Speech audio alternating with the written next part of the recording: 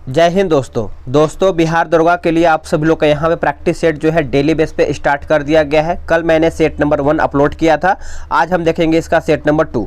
तो अगर आप सब लोग इसके पहले का वीडियो नहीं देखे हैं तो उसको देख लीजिए। अब देखिए, सबसे पहले आपका यहाँ पे बात आता है कि क्या सर दरोगा का जो है भर्ती आ गया है। तो देखिए, अगर आपका भर्ती आएगा, अगर आप फॉर्म भरेंगे तब क्या आप तैयारी करेंगे, तब तो भाई मेरे भाई नहीं हो पाएगा, क्योंकि टाइम जो है आपको नहीं मिल पाएगा, 3 से 4 महीने ही मिलेगा। दरोगा का अगर आप वेट कर रहे हैं, अगर आपको सपना है दरोगा बनना, तो आपको पहले से तैयारी करना पड़ेगा। वो भी आपका जी जान 8 घंटा से 10 घंटा आपको पढ़ना पड़ेगा, तब भी आप दरोगा का सिलेबस जो है कंप्लीट कर पाएँ। क्योंकि दरोगा का जो सिलेबस है छोटा नहीं है, एक तरीके से अगर देखें तो सभी चीज़ को आपको पढ़ना पड़ेगा, क्योंकि क्वेश्चन लेवल आपका यहाँ पे बहुत अच्छा तरीके से आता है। तो इसके लिए आपको पहले से प्रिपरेशन करना पड़ेगा, तैयारी अच्छा करना पड़ेगा, डेली बेस पे आपको सेट्स जो है लगाना पड़ेगा, तभी आप यहाँ पे दरोगा बन पाएंगे। और टारगेट बैच मैंने स्टार्ट कर दिया है बिहार दरोगा के लिए। कल मैंने सेट नंबर 1 अपलोड किया था, तो उसमें बहुत लोग यहाँ पे बिहार दरोगा टारगेट बैच में जुड़े हैं। अगर आपको टारगेट बैच में जुड़ना है, डेली आपको प्रैक्टिस सेट दिया जाएगा, और जितना भी मार्केट में प्रैक्टिस सेट आएगा आपको खरीदना नहीं पड़ेगा, वो सब आपको टारगेट बैच के माध्यम से दिया जाएगा। अगर आप टारगेट बैच में जुड़ना चाहते हैं तो टारगेट बैच का जो आपका जानकारी है, वीडियो के डिस्क्रिप्शन में लिंक मिला है, वहां से आप देख करके कैसे पेमेंट करना है, कैसे व्हाट्सअप करना है, सभी वहां पे लिखा हुआ है।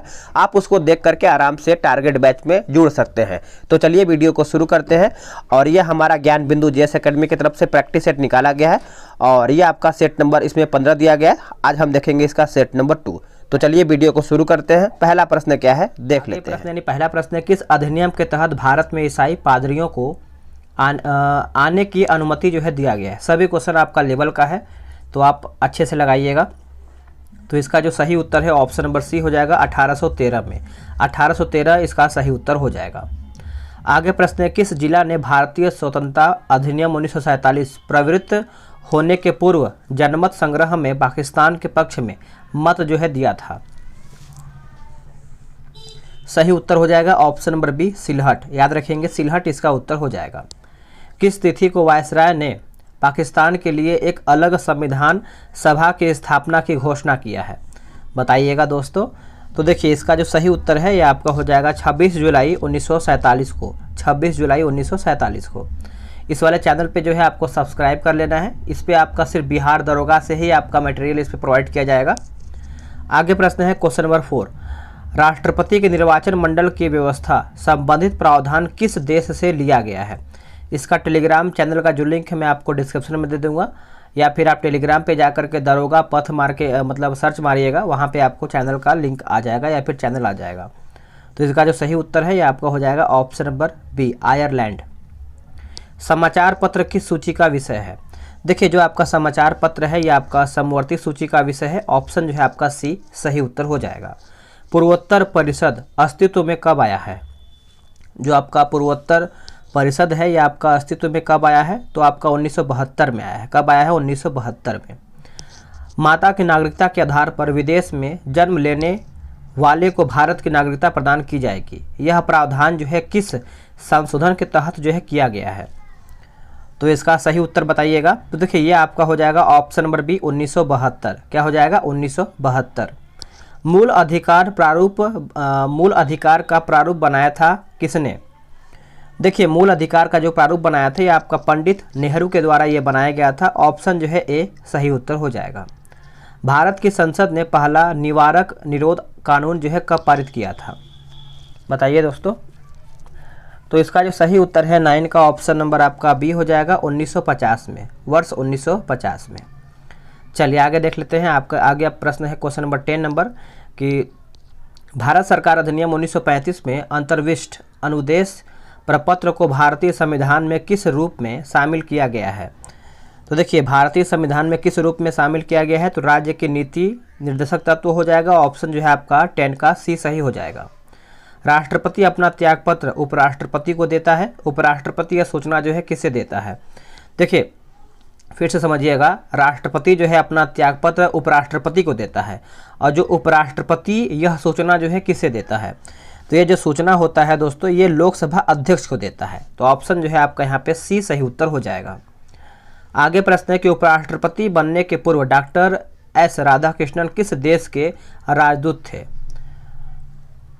तो इसका उत्तर हो जाएगा ऑप्शन नंबर सी, रूस। देखिए ये सब क्वेश्चन आपको लगा रहे होंगे तो आपको मालूम चल रहा होगा कि ये सब क्वेश्चन का लेवल अच्छा लेवल का है, तो आप इसको अच्छे से लगाइएगा। अब देखिए यहाँ पे राज्यसभा सीट के बारे में दिया है कि कौन कहाँ पे कितना सीट है। तो महाराष्ट्र में आपका 19 है, तमिलनाडु में आपका 18 है, असम में आपका 7 है। अब केरल में आप कमेंट करके बताएंगे कि केरल में कितना है, तो ऑप्शन जो है आपका यहाँ पे गलत हो जाएगा, ऑप्शन नंबर सी। संयुक्त बैठक की समस्त कार्यवाही किस सदन की प्रक्रिया के अनुसार होता है? तो कौन से सदन की प्रक्रिया के अनुसार होता है? तो ये आपका हो जाएगा ऑप्शन नंबर ए, लोकसभा। क्या हो जाएगा? लोकसभा। कौन पदाधिकारी लोक लेखा समिति के गाइड, मित्र एवं मार्गदर्शक के रूप में कार्य करता है? तो दोस्तों ये आपका हो जाएगा नियंत्रक महालेखा परीक्षक। नियंत्रक महालेखा परीक्षक, ऑप्शन नंबर बी सही हो जाएगा। निम्न में से कौन हिंद महासागर की जलधारा है? देखिए इनमें से पूछ रहा है कि हिंद महासागर की जलधारा आपका हो जाएगा ऑप्शन नंबर सी, अगुलहास की जलधारा। सी जो है इसका उत्तर हो जाएगा 16 नंबर का। अब आते हैं क्वेश्चन नंबर 17 पे। यह आपका बोल रहा है कि निम्न में से कौन उष्ण पवन का उदाहरण है? बताइएगा, उष्ण पवन का उदाहरण है तो ये आपका हो जाएगा ऑप्शन नंबर यहाँ पे डी हो जाएगा, सामुन। सामुन यहाँ पे दिया गया है।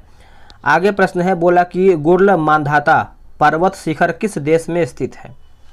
ये कौन से देश में आपको देखने को मिलता है? तो ये आपका हो जाएगा ऑप्शन नंबर बी, चीन में देखने को मिलता है। ऑप्शन नंबर बी सही हो जाएगा। आगे प्रश्न है, पोर्टो नोवो किस देश की राजधानी है? जो आपका पोर्टो नोवा है दोस्तों, ये आपका बेनिन का राजधानी है। कहाँ का? बेनिन। ऑप्शन नंबर 19 का ए सही उत्तर हो जाएगा। निम्न में से कौन देश दोहरे भू आवेष्टित है? दोहरे भू आवेष्टित है बताइएगा। तो ये आपका हो जाएगा ऑप्शन नंबर बी, उज्बेकिस्तान। क्या हो जाएगा? उज्बेकिस्तान। नेपाल के साथ सबसे लंबी सीमा कौन राज्य बनाता है? देखिए नेपाल के साथ सबसे लंबी सीमा जो है ये आपका कौन सा राज्य बनाता है? तो 21 का जो है आपका ऑप्शन नंबर बी हो जाएगा। Option number B, Uttar Pradesh. Uttar Pradesh, ठीक है। मेरे हिसाब से बिहार भी होना चाहिए, लेकिन यहाँ पे उत्तर प्रदेश यहाँ पे दिया है।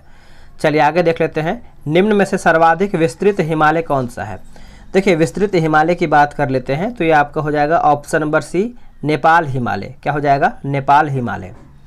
आगे प्रश्न है, कौन सी उत्तरी अक्षांश रेखा सह्याद्री को 2 भाग उत्तरी और दक्षिणी सह्याद्री में बांटता है? बताइएगा। तो 23 का जो सही उत्तर है ये आपका हो जाएगा 16 डिग्री उत्तरी अक्षांश हो जाएगा। बी इसका सही उत्तर हो जाएगा। माउंट लूथियर अवस्थित है। देखिए जो आपका माउंट लूथियर है ये आपका अवस्थित है great Nicobar. Great Nicobar, option number D इसका उत्तर हो जाएगा। पार्वती सहायक नदी है। देखिए पार्वती सहायक नदी है चंबल का। किसका?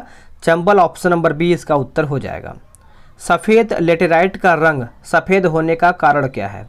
सफ़ेद लेटेराइट का रंग सफ़ेद होने का कारण क्या है? तो देखिए ये आपका हो जाएगा ऑप्शन नंबर सी, केओलिन। क्या हो जाएगा? केओलिन इसका उत्तर हो जाएगा। खाकी क्रांति का संबंध किससे है? खाकी क्रांति का जो संबंध है ये आपको देखने को मिलता है चमड़ा से। किससे? चमड़ा। ऑप्शन नंबर सी सही हो जाएगा। जौ फसल का जन्मदाता जो है कौन सा देश है? जौ फसल का जन्मदाता यह आपका हो जाएगा चीन। चीन इसका उत्तर हो जाएगा। भारत सरकार ने राष्ट्रीय जल संसाधन परिषद का गठन जो है किया था। तो संसाधन परिषद का गठन पूछ रहा है तो ये आपका हो जाएगा 1983 में, वर्ष 1983 में। चलिए आगे देख लेते हैं। आगे प्रश्न है कि निम्न में से किस खनिज पदार्थ को उद्योग की रोटी कहा जाता है? देखिए उद्योग का रोटी जो है ये आपका कहा जाता है तो कोयला हो जाएगा। क्या हो जाएगा? कोयला। ऑप्शन नंबर सी सही आंसर हो जाएगा। अब आते हैं 30 नंबर 1 पे। 31 पे बोला है कि साकल शाखा का संबंध किस वेद के साथ है? देखिए साकल शाखा का जो संबंध है यह आपको देखने को मिलता है ऋग्वेद से। कहाँ से? Rigveda. Option number A correct हो जाएगा। हड़प्पा सभ्यता में शवों को जलाने की प्रथा का प्रचलन था।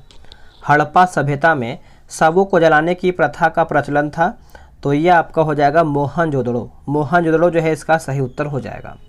मौर्य काल में प्रमुख न्यायाधीश कहलाता था क्या? मौर्य काल में प्रमुख न्यायाधीश तो यह आपका हो जाएगा व्यवहारिक। व्यवहारिक जो है इसका सही उत्तर हो जाएगा। संगम काल में किसानों के प्रमुख को कहा जाता था क्या? संगम काल में किसानों के प्रमुख को क्या कहा जाता था उस टाइम? तो उसको वेली कहा जाता था। क्या? वेली। ऑप्शन नंबर बी सही हो जाएगा। अजंता की गुफाएं बौद्ध धर्म की किस शाखा से संबंधित हैं? जो आपकी अजंता की गुफाएं हैं, बौद्ध धर्म से पूछ रहा है तो महायान से। किससे? महायान। ऑप्शन नंबर ए सही आंसर हो जाएगा। निम्न में से किसे तमिल साहित्य का त्रिरत्न जो है नहीं कहा जाता है? उत्तर हो जाएगा दोस्तों ऑप्शन नंबर डी पौन। पौन हो जाएगा, ये आपका नहीं कहा जाता है। बाकी कंबन सही है और पुगलेंदी सही है और ओटकुटन जो है आपका यहाँ पे सही हो जाएगा। खतौली का युद्ध जो है कब हुआ था? इम्पॉर्टेंट है आपके लिए। तो देखिए खतौली का जो युद्ध है दोस्तों ये आपका 1518 में हुआ था, वर्ष 1518 में। सल्तनत काल में प्रत्येक बाजार में बाजार का अध्यक्षक जो है आपका अध्यक्षक कहलाता था क्या? तो इसका सही उत्तर हो जाएगा सहना ए मंडी। सहना ए मंडी इसका करेक्ट आंसर हो जाएगा। आगे प्रश्न है कि मुगल कालीन अर्थव्यवस्था का आधार डैश का रुपया था? डैश का रुपया था बताइएगा। तो देखिए ये आपका हो जाएगा ऑप्शन नंबर बी चांदी का रुपया था। किसका? चांदी का। सूरत की संधि जो है कब हुआ था बताइएगा, ये कई बार एग्जाम में पूछा जाता है। देखिए जो सूरत का संधि हुआ था 1775 में हुआ था। 1775 ऑप्शन नंबर ए सही उत्तर हो जाएगा। बाल गंगाधर तिलक का संबंध किस संगठन से नहीं है? देखिए बाल गंगाधर जो तिलक हैं उनका संगठन यानी कौन से संगठन से नहीं है? तो देखिए गोरक्षिणी सभा से नहीं है और आत्मीय सभा से नहीं है, बाकी पूना सार्वजनिक सभा से है और एज ऑफ कंसेंट बिल से भी है। तो याद रखेंगे सभी लोग। आगे है निम्न संगठनों को उनकी स्थापना वर्ष के अनुसार कालानुक्रम में सजाइए। तो 42 का अगर हम बात कर लेते हैं तो 42 का जो सही उत्तर है ऑप्शन नंबर सी हो जाएगा 1 3 2 4। देखिए एक हो जाएगा British Indian association, 1 3 Bombay association, 2 हो जाएगा ईस्ट इंडिया और इंडियन हो जाएगा, यानी 1 3 2 4 इसका सही उत्तर हो जाएगा। आगे प्रश्न आपका बोल रहा है कि प्राथमिक शिक्षा को अनिवार्य बनाने का प्रस्ताव इंपीरियल काउंसिल में सर्वप्रथम किसके द्वारा रखा गया है? तो ये किसके द्वारा रखा गया है? तो देखिए गोपाल कृष्ण गोखले के द्वारा रखा गया है। ए जो है इसका सही उत्तर हो जाएगा। 1904 में बंगाल विभाजन के बारे में किस उपनिवेशिक प्रशासन ने निम्नलिखित घोषणा किया था? संयुक्त बंगाल एक शक्ति है, विभाजित बंगाल विभिन्न रास्तों की ओर खींचेगा, यह पूर्णतः सत्य है और इस योजना का एक गुण है। तो देखिए अगर हम इसका आंसर की बात कर लेते हैं तो एच रिजले जो है इसका सही उत्तर हो जाएगा, यानी ऑप्शन नंबर बी करेक्ट हो जाएगा। किसने बंगाल सविनय अवज्ञा परिषद का गठन किया था बताइएगा दोस्तों। तो देखिए 45 का जो सही उत्तर है यह आपका हो जाएगा option number D JM Sengupta जो है इसका सही आंसर हो जाएगा।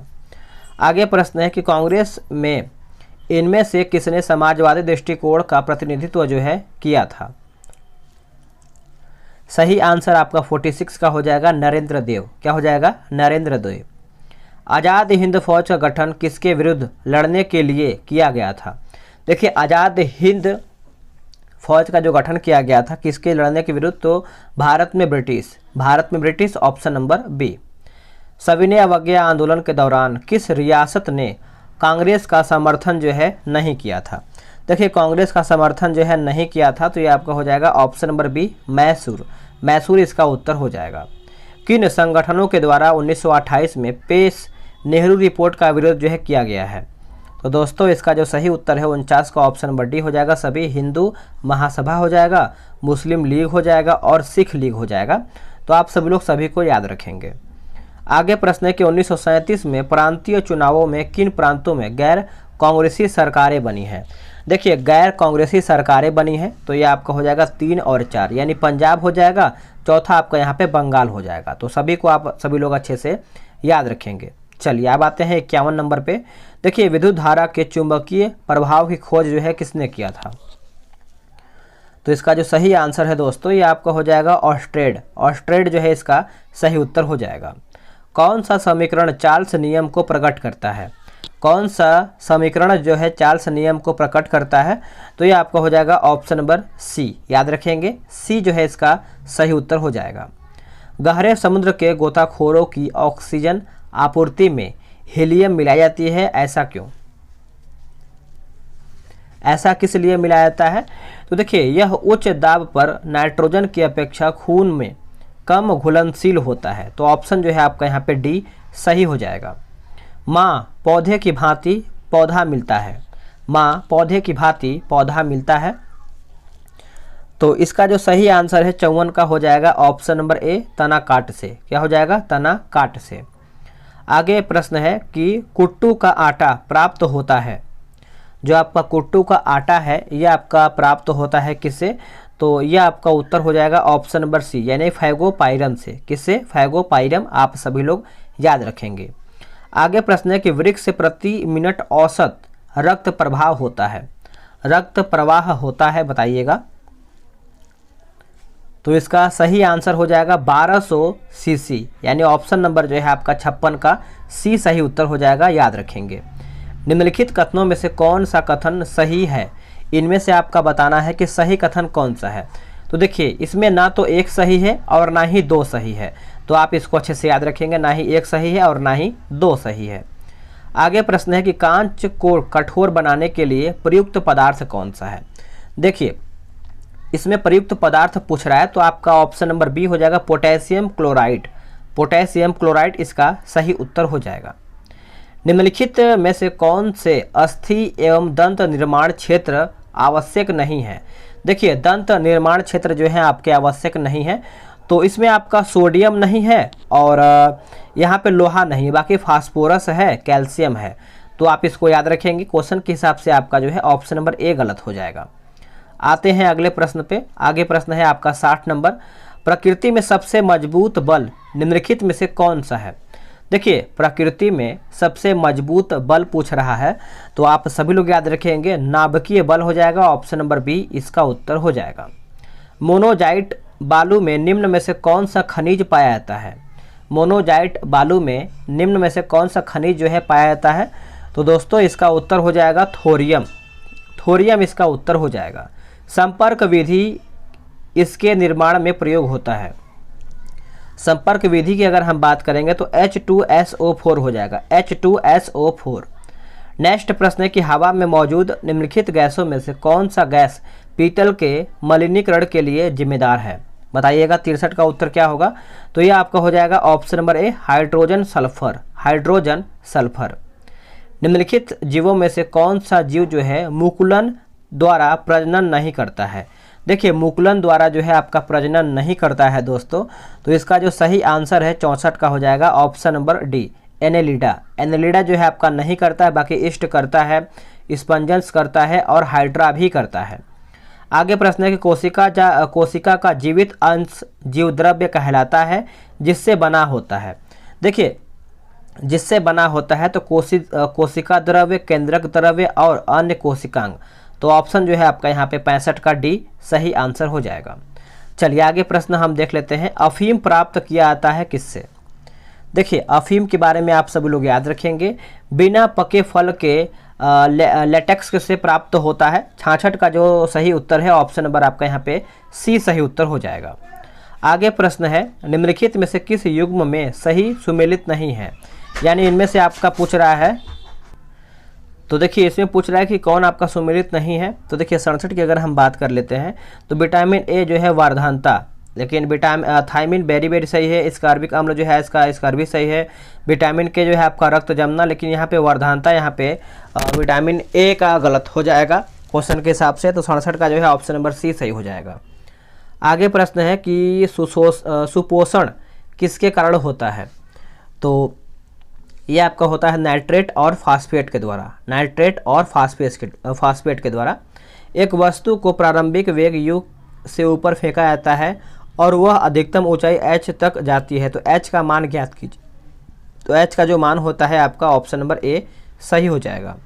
ऊर्जा उत्पादन के दौरान ग्लूकोज का पाइरूवेट में विघटन कहाँ होता है? तो यह आपका हो जाएगा कोशिका द्रव्य। क्या हो जाएगा? कोशिका द्रव्य जो है इसका सही उत्तर हो जाएगा। आप इसको अच्छे से याद रखेंगे। ठीक है, आगे देखते हैं। चलिए आगे प्रश्न है, बोला कि इनमें से किस शिला यानी चट्टान में एल्यूमिना एक प्रमुख संगठक होता है? देखिए, एल्यूमिना एक प्रमुख संगठक होता है, आप इसको अच्छे से याद रखेंगे। आर्जेलियस हो जाएगा, ऑप्शन नंबर जो आपका बी है सही उत्तर हो जाएगा। चलिए आगे प्रश्न है कि परागकण किससे पाए जाते हैं? देखिए, परागकण जो है किस में पाए जाते हैं? तो ये आपके पराग कोष में पाए जाते हैं। ऑप्शन जो है आपका सी सही हो जाएगा। आप देखिए टेलीग्राम में आपको लिंक दे दूंगा, वहाँ से आप लिंक के जरिए क्या है कि आप आराम से टेलीग्राम पे PDF डाउनलोड कर पाएंगे। गोल्डन हैंडशेक निम्न में से किससे संबंधित है? तो ये आपका हो जाएगा स्वैच्छिक सेवा निवृत्ति लाभ हो जाएगा। ऑप्शन नंबर आपका 75 का सी हो जाएगा। केंचुए के जरिए मृदा की उर्वरता बढ़ाने की प्रक्रिया को कहते हैं क्या? तो इसको हम क्या कहते हैं? तो वर्मी कंपोस्टिंग कहते हैं। ए इसका सही उत्तर हो जाएगा। आगे प्रश्न है, बोला कि रक्त यानी ब्लड को कौन सा घटक भोजन, CO2 और नाइट्रोजन युक्त कचरे का परिवहन करता है?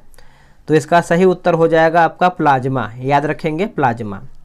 1 वोल्ट बराबर क्या होता है? देखिए 1 वोल्ट बराबर 1 जूल होता है, आप याद रखेंगे। Option number A correct answer हो जाएगा। 1 जूल बराबर यहाँ पे कॉलम लिखा गया है। चलिए आगे देख लेते हैं। ये आपका मैथ्स का क्वेश्चन है, तो इसको आप आराम से PDF के थ्रू लगाएंगे। निम्नलिखित में से कौन सा एक महारत्न कंपनी का दर्जा पाने के लिए आवश्यक मानक है? तो इसका सही उत्तर हो जाएगा सभी हो जाएगा। कंपनी का पिछले 3 वर्षों में निवल लाभ 5,000 करोड़ हो, वह शेयर बाजार में सूचीबद्ध हो, कंपनी का निवल मूल्य 15,000 करोड़ रुपए हो।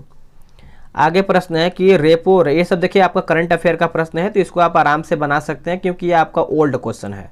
नाबार्ड अस्तित्व में आया है कब? देखिए जो आपका नाबार्ड आया है ये आपका वर्ष 1982 में आया है, वर्ष 1982 में। तो जो मैं करंट अफेयर का प्रश्न है उसको मैं छोड़ दे रहा हूँ क्योंकि करंट अफेयर पुराना लगाने से कोई मतलब नहीं है। आप नया लगाएंगे तो आपके लिए बेहतर होगा, ठीक है। तो यही आपका सब करंट अफेयर का है पुराना क्वेश्चन। तो ये सब देखिए कुछ क्वेश्चन जिससे आपका यहाँ पे दिख रहा है कि गंगा किनारे के स्वच्छ शहरों में पहले स्थान पर कौन सा शहर है? तो ये आपका हो जाएगा 96 का ऑप्शन नंबर ए बनारस हो जाएगा, ठीक है। तो ये सब भी आपका करंट अफेयर के ही क्वेश्चन में आता है ये सब, तो आप इसको अच्छे से याद रखेंगे। तो दोस्तों ये आप सभी लोग का यहीं पर समाप्त होता है। PDF मैं आपको टेलीग्राम पे दे दूंगा, आराम से आप PDF बनाएंगे आराम से PDF के थ्रू। तो कितना स्कोर आप सभी लोगों ने किया है कमेंट करके बताएंगे। मिलते हैं एक नई वीडियो में, आज के लिए इतना ही।